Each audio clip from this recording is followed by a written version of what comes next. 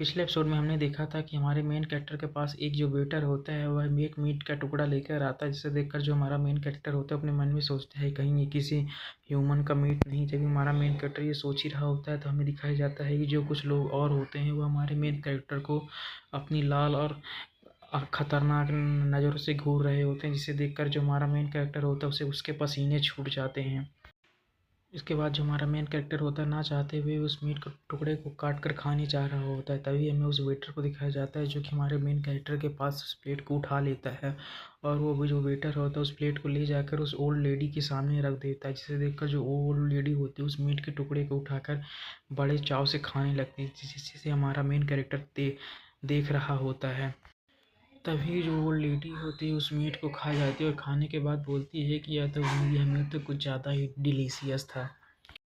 इसके बाद वो जो ओल्ड लेडी होती है तुरंत ही टेबल पर हाथ पटकते हुए उठती है और अपने लोगों से बोलती है तुम लोग जल्दी ही होली कम्युनियन का यूज़ करो। हमें दिखाया जाता है वहाँ पर हमें एक बेल की आवाज़ सुनाई देती है जो कि वहाँ पर पूरे कैमरे में फैल जाती है।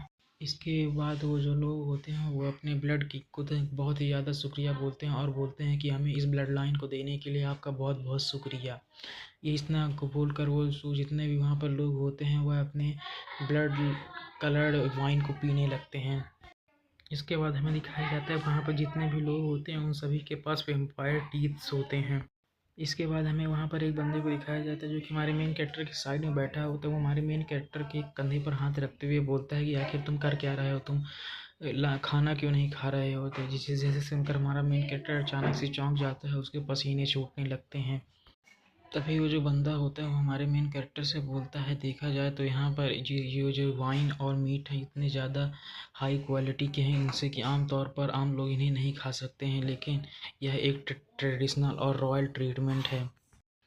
तभी वो बंदा बोलता है लेकिन अफ़सोस की बात है कि अब रूल्स को और भी ज़्यादा सिंप्लीफाइड कर लिया, जिसके कारण जो नॉर्मल ह्यूमंस हैं वो भी इन मीट और वाइन्स का इंजॉय कर सकते हैं। और इस तरह की चीज़ों को सुनते हुए जो हमारा मेन कैरेक्टर होता है वो शॉक होता है। तभी वो जो बंदा होता है वो बोलता है कि जो पहले के इंग्रेडिएंट्स है वो बहुत ही ज़्यादा अच्छे थे। तभी वो जो बंदा होता है वो बोलता है कि जो पहले इंग्रेडिएंट्स यूज़ किए जाते हैं उनमें वर्जिन लड़कियों के ब्लड और बेबी मीट को यूज़ किया जाता है, जिनका जो टेस्ट होता था वो बहुत ही ज़्यादा अच्छा होता था। और तभी जो बंदा होता है वो बोलता है कि मौका मिलने पर मैं और आपको और भी ऐसी मज़ेदार जगह पर ले जाऊंगा जहां आपको मेरे साथ चलना चाहिए। जो चीज़ें आपको बाहर नहीं मिलेंगी, जहां मैं ले चलूँगा वहां ऐसी चीज़ें ज़रूर मिलेंगी। तभी जो बंदा होता है वो बोलता है कि तुम्हारी जो मास्टर मिस लैंगी और मेरे जो मास्टर उनके बीच अच्छे संबंध है, वैसे तो तुम उनके केवल एक डिपेंडेंट्स हो। हालांकि मेरी बात से कुछ लोग असंतुष्ट हो जाएंगे, लेकिन मेरा जो पक्ष है वो आपकी तरफ है। इसके बाद वो जो बंदा होता है और भी हमारे मेन कैरेक्टर को डिपेंडेंस बनने के बारे में बताता है। और इन सभी चीज़ों को सुनकर जो हमारा मेन कैरेक्टर होता है वो बहुत ही ज़्यादा हैरान होता है। तभी वो जो बंदा है हमारे मेन कैरेक्टर को और भी चीज़ें बताने के बाद बोलता है कि जब ये डिपेंडेंस नाइट ख़त्म होगी तो मैं तुम्हें और भी ज़्यादा जगहें पर ले चलूँगा जहाँ तुम्हें और भी ज़्यादा मज़ा आएगा। तभी वो जो बंदा होता है बोलता है कि हमें जो जो ह्यूमन्स इमोशन है उन्हें छोड़कर जो अपर लेवल की कास्ट है उन्हें उनकी ओर से देखना चाहिए कि हम आखिर कितने ऊपर खड़े हैं। और बोलता है ऐसी चीज़ों को देखने से जो हमारा टेस्ट होता है और भी ज़्यादा गुड हो जाता है और हम धीरे धीरे इसके एडिक्ट हो जाते हैं।